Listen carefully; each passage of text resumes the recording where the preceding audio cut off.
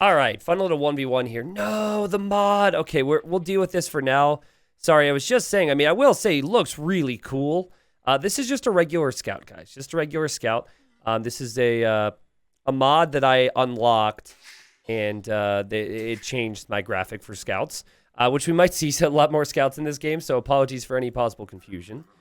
But here in the green, we've got Kongan, known as Kongan Sade. Now, Kongan, I have uploaded before.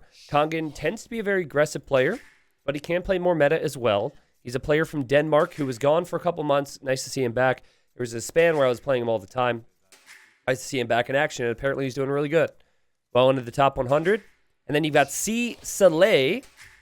And C. Soleil, wow, was about to lose a villager to a rhino and saved it with a little house trick. Oh, God, okay. And Soleil is a French player. So we have a Dane versus a Frenchman.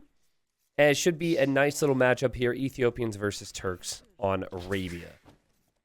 That's the AW1 scout. You see, what's weird about it is I didn't play a lot of AW1. I actually played AW1 after I played AW2. And my impression from going from AW2 to AW1 was like, wow, this is a step back. I think they did a good job improving things from AW1 to AW2, which is why I personally could never really go back. But yeah, there's a lot of things we'll talk about in this game, I'm sure. But again, they're both really high elos. I don't know many specifics about C. Soleil, but you could consider this player an up-and-comer for sure. Kongan Sade has been around a long time, actually. One of the very first things I did when I found out how to cast recorded games from the Conquerors edition was I had gone through, like, let's say 6 dozen recorded games of the Viper. Because I was brand new, I was like, let's watch the best player. So I just downloaded Viper Rex, right? Back then, it was like late 2014, early 2015. There was a qualifier for an event called WSVG. Now, you never heard about that stuff. The whole thing was essentially a disaster. A lot of people never got paid. A lot of crazy stuff happened. And the whole thing, this is not just for Age of Empires. Anyone who was there had disastrous experiences. Just like that rhino died underneath the TC, and now Kongan can't eat it. But anyways, what I was going to say was Kongan Sade played the Viper, and I think he lost 2-1 in a best of 3 back in that time period, so it's been a long time. So, you know, he did take some breaks here there. Oh, God, he's going to lose a Vil here as well. Oh, no, he won't. Oh, my God, what is happening here? But long story short, the guy's been around. Has he, like, had any massive deep runs into tournaments? No. Did he take year breaks or multi-year breaks in between there? Definitely. The bright side for him, he will get plus 100 food, plus 100 gold when he gets to the next stage. But obviously, losing 400 food is not going to make him feel too good.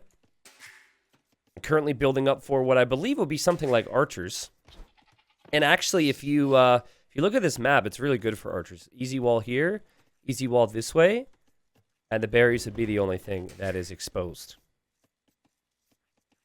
You should pronounce the T that's at the end of his name, though. How am I supposed to... Salet? I just assumed... I guess it's 2 T's. If his 1 T, maybe... I don't know. For me, it's like... I was going to say Soleil, but maybe someone can clarify that for me. I know I'm known for pronouncing everything perfectly all the time. There's a lot of things that people say about me. Some people are a little unsure about my farms. The one thing that everyone always says to me is that my pronunciations are perfect. Okay, Solet. Okay, we'll stick with that then. I think Kongan's going to be able to recover here, honestly. Pushed in every single zebra. This might affect the resources for Kongan when it comes to... Wow, actually, is he going to go fast castle? He's creating a lot of vills here. Okay, he is going to get loom. And if he had the rhino going up at this time, you might even consider a fast castle. That's wild. And both players playing so greedy here, though, guys. Salet is over here looking for his enemy just now, 7.5 minutes. And then Kongan, obviously, he had more of a reason. Wow, they encountered each other. That's funny. As Soleil gets a hit there. But obviously, Kongan had more of a reason to stay home to push in some extra resources. Okay, gotcha. Well, I know we've got some Frenchmen who are around watching my content, so with the way this base setup is, if Salet does not notice the berries, it's very possible he runs directly into the town center here.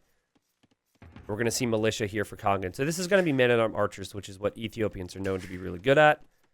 Whereas over here, it looks like we're going to be seeing scouts from the Turk player. Let's see what the scouting looks like here. It runs a little lopsided. I mean, it actually looks a lot more realistic with the way it moves compared to an Age of Empires 2 scout. And maybe it's just because it's different, but this guy looks pretty freaking cool as well. Do they poke with their spear? I imagine they do, right? Sorry for sounding ignorant. Again, I didn't spend a lot of time on Age of Empires 1.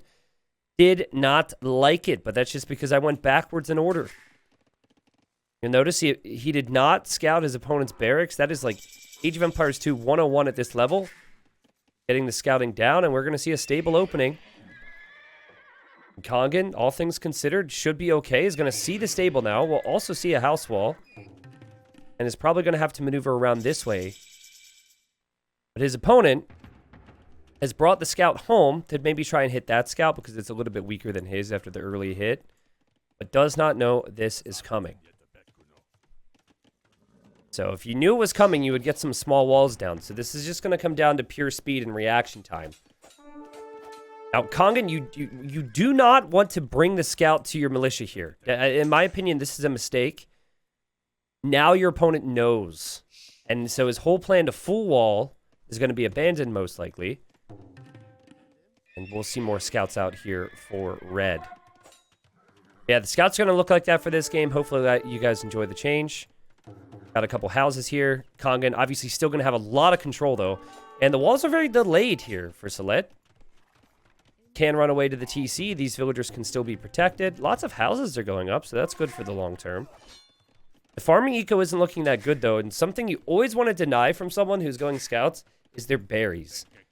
Because in an ideal world with the scout build, you are able to get scouts out, villagers producing all the time, and horse collar, and double bid X, and the farms. And so missing out on a little bit of berry income can slow down your TC production, your scout production, one or the other.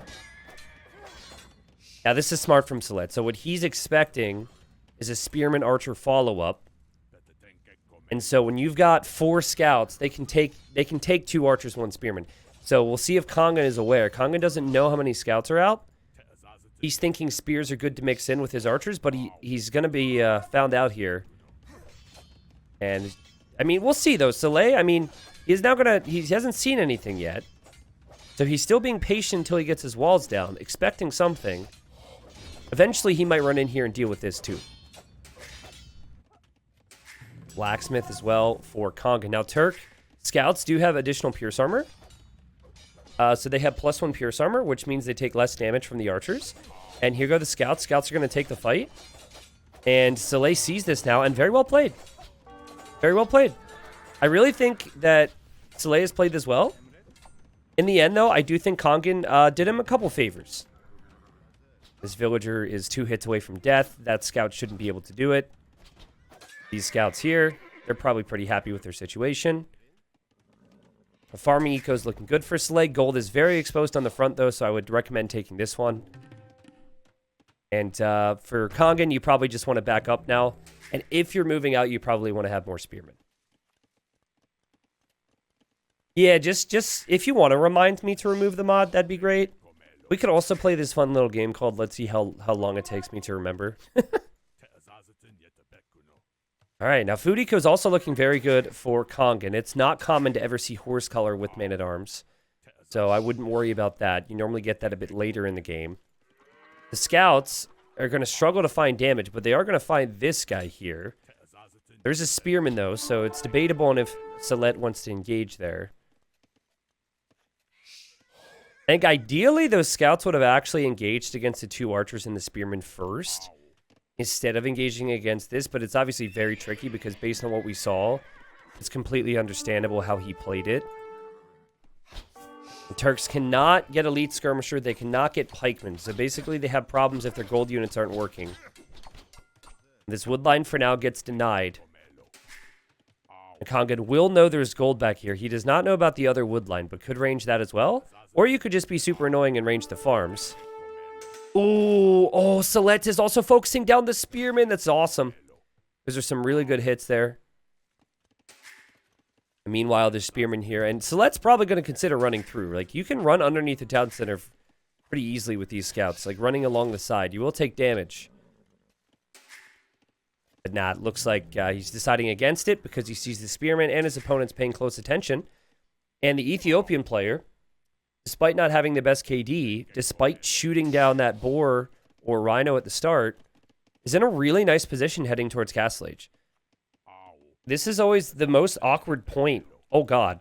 Yeah, this is always going to be the most awkward point for the Turks, is early Castle Age. They're light cav, they're no eventual hussar, they have great knights, great camels. They can actually go archers pretty competitively as well. Cav archers, too. But early Castle Age against crossbow is the #1 weak point for the Turks.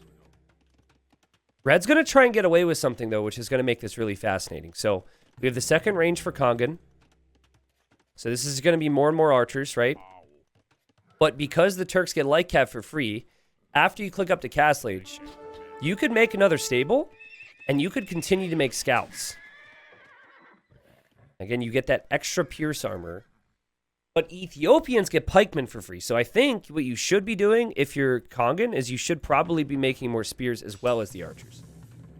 This is also really smart thinking. It's just like wall in front because you don't want these things to dive into your base later. And yeah, Kongan's pretty much doing everything right here. Walling up, adding the archers, adding the spears. Shout out to Kongan, by the way, for only 15 seconds of DC idle time throughout all that. That's very good execution. You've got 5 Pierce Armor Light Cav, but will you be able to keep yourself protected? I noticed there's a lot of house walls. That's good. Overall, the fortifications are pretty solid for Red. The Red's going to attack this house. You should not deal with that at all right now if you're Kongan. The Red, is this making more scouts? Is trying to hide it? I think a scout's going to get trapped here, actually. Boom, trapped. Yep. Yep. Saw that coming. And deletes the house. 20-30 Castle Age time for Kongan. Again, pikeman upgrade is free. We're going to see that light cav upgrade kick in a moment, though. We have bloodline, so 65 HP already for the scouts. Get that extra pierce armor, and you can see that Red is a little bit worried, but not so worried that he feels he needs to build the tower or town center here just yet. Can you take this engagement? We have armor for the pikemen. I guarantee you, Kongan right now is like, man, I wish I had like 8 pikes in front instead of the number I have right now. I do think, though, that the way Kongan has played this has been pretty much perfect. Has solid Spearman addition, but you don't want the Spearman be the only thing you make. Spearmen don't win you the game. Crossbowmen can win you the game. This is your best unit. They fire faster with the Ethiopians. We're going to have +2 armor right now for Soleil. So, bit of an issue with wood. This can often bring him some problems with farm reseeding because he's been off wood for a while. But he does get the TC up here, and this is just going to keep him protected. Chain barding armor's in. TC fire definitely helps there against the spears, and he's going to go in for this fight. And he should win this fight, and I think this should be a pretty big clear up for him. Really hard to kill the light cav and the knights when there's all this extra pierce armor. In the end, I think the only thing Red could do differently now is maybe pull back some of the weak ones, but you don't need to. You can focus on everything else. And now Kongan's like, well, crap, what am I supposed to make against Turks? Again, that's the window. Now, back in the day, before Turks had the extra pierce armor or their light cav, that was a bigger time, that was a bigger struggle for them. But honestly, Turks are pretty solid, man. You get the gold mining upgrade, or bonus, so your gold mining's faster. And Red will have a Vil lead now as we see the second TC right now for Kongan, and more pikemen are going to be needed. And there are going to be more pikemen. There's also going to be more upgrades. The thing that's so nice as well for Red at the moment is just how much mobility he has. It's so much easier for him to decide when he wants to take the fights. Perfect example, right? He sees these 2 crossbowmen, and now he says, oh, okay, I'm going to get him, just going to run away. This gives you time to do whatever else you want to do. If he thinks this is going to be a problem, could always add siege. He's going to add the siege right now. Perfect. Does he have a market at all? He doesn't. So look at his gold count at the moment. His gold count is extremely high. He's got 10 on gold. Not really spending it too much. I guess he is going to make siege and knights. But he's definitely going to want wood as well. Kongan playing defensive now, focusing on the villagers. Also love this town center here. And it feels like Kongan's going to move forward once this TC is up. And this is a great game, guys. This is a really, really good game. I'm very happy with how this one is going so far. I don't know about you guys.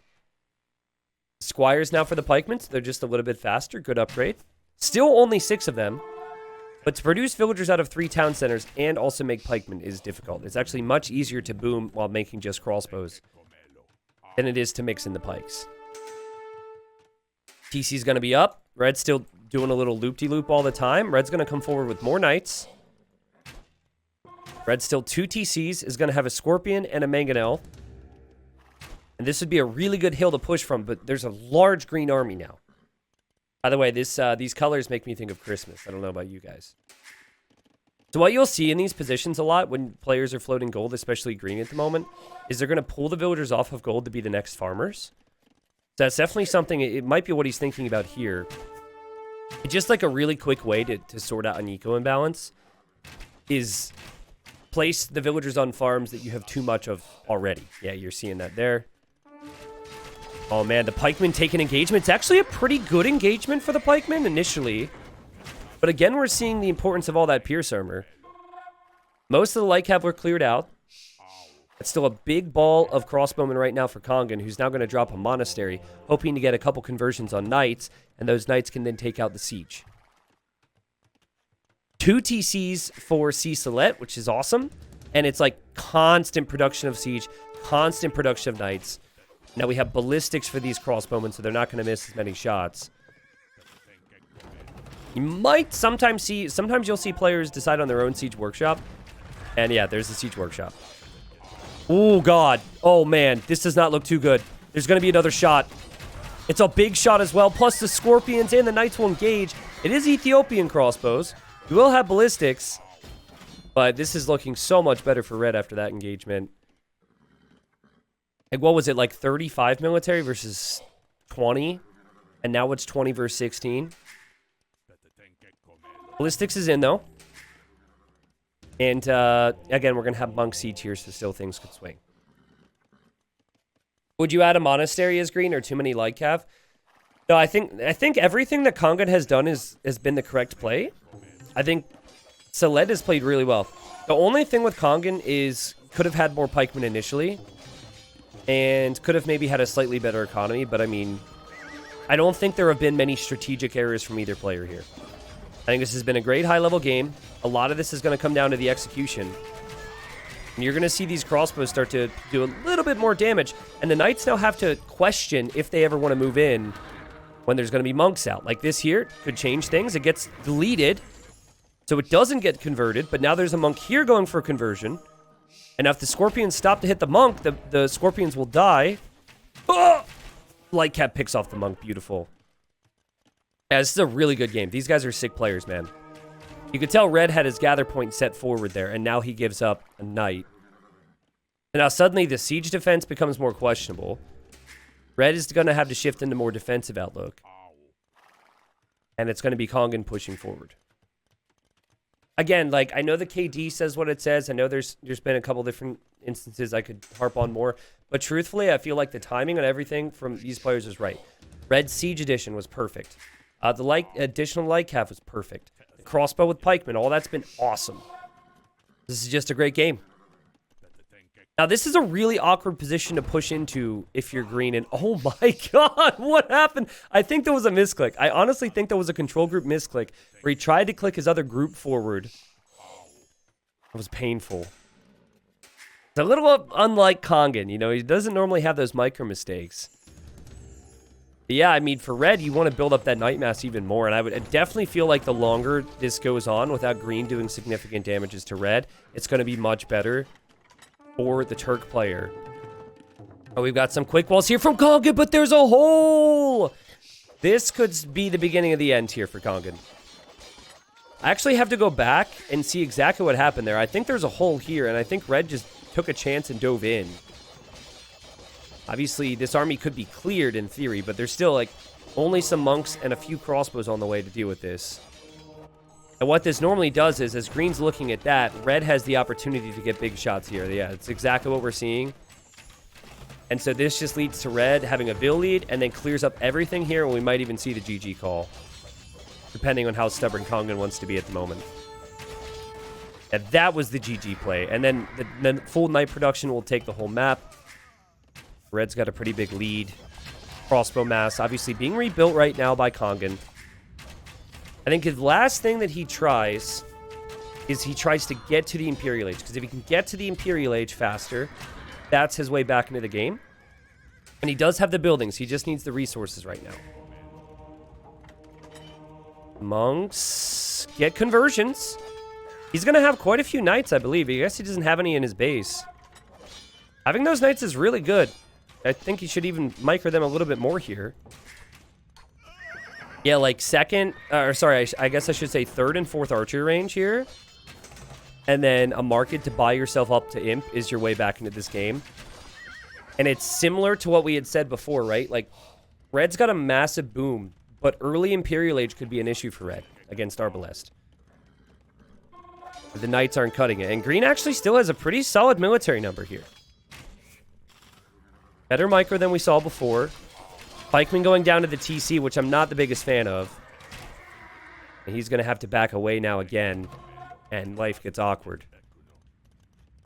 Yo, what's up, Baskets? What's your feeling on knights versus pikes in early castle? Can we really say pikes counter knights in early castle before mast?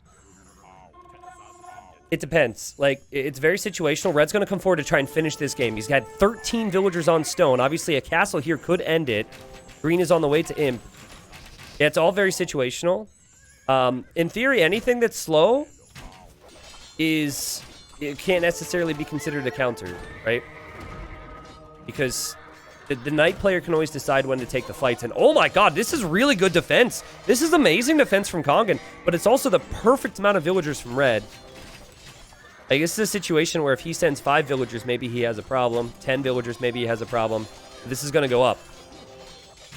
Yeah, that's definitely going up. Kongan has to get out of here. Now the castle fire can take out some of the crossbows. The villagers, too. Kongan's obviously not dead yet, as he converts the knight there, and we'll click it in after the mangonel. And again, you're seeing the importance of having the monks. We'll see what red does from here. Also, red's going to take a lot of this gold, so if this game does go late, green might run low on gold, because there's a large period of time here where his opponent's going to be stealing that. This is the thing about pikeman versus knight. Ideally, at a competitive level, right? Because obviously at lower levels, people are just going to take bad fights. Ideally, you need something that forces the fight with pikeman, which is why pike siege is so strong. Because if you have someone sieging down your TC, you need to address it. Pike's not a bad unit to patrol around your base either to defend from raids or whatever, but the thing that really makes pikeman awkward in early castle, and something that's usually not super justifiable, is the fact it's fairly expensive just for the upgrade. Yeah, I don't know if I helped at all with this answer, but man, the resources are going to be insane for Kongan. He's not finished, guys. He's not finished. That monk is finished, but he's got 82 villagers. He can afford Arbalest, Bracer, Chemistry, Armor, everything. It's a ton of resources. I mean, look, he goes for some big upgrades. Now, I think, like, I love all-in Castle Age for map control. I would say, like, maybe even your next castle goes at your base just in case. No, red's going to try and drop it here. I don't know. I'm a big fan of all-in Castle Age for map control, but I think when you have the forward castle, maybe you should just take a moment, step back, and think about Imperial Age here for your red. You can't be too cute in the moment, though. You can't like be like, okay, let's do the math on how much I have in queue. You know, you're moving really fast. And this pressure has pushed Kongan all the way back, and it's going to continue to push Kongan back, too, because this castle goes up. This castle definitely goes up. 150 pop still for red, and you know it's working, right? Because, like, the castle positions are really awkward for Kongan to address. He would have to make bomber cannons, but that's going to take some time. And maybe now red thinks about the Imperial Age a little bit more. I think I have the market events on here. They're actually just not using the market a lot at all.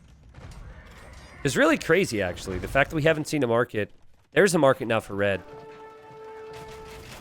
Yeah, Kongan's army isn't killing red right now, which is the problem. He's got 2 castles, denying crucial resources. You've got 2 golds denied here.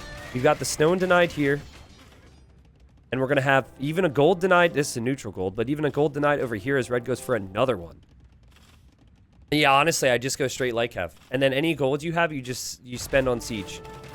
I think that's your best play from here on out. Kongan trying his best with the Arbalest. He's got 13 of them. Again, it's such an awkward situation for him if he wants to get things right. We will see a castle here from Kongan, but you still don't have a lot of map control, right? As he goes for the Halberdier upgrade. Actually, a situation where the Halberdier upgrade should make you happy, I think, if you're Kongan.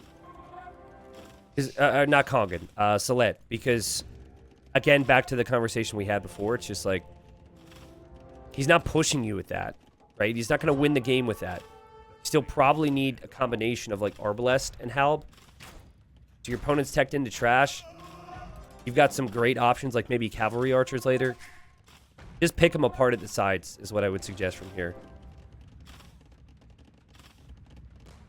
Yeah, that's the first time we've seen the market used all game, which is really rare these days. Would love to see red repair this here. I feel like you've got enough time, especially when Hussar kicks right away. I feel like you've got enough time to keep this castle up, actually. You don't have to. He's just massing more stables behind. This is what I mean. As Kongan gets relic number 4, which is obviously a big deal. Like he has to deal with this, right? He has to react to this.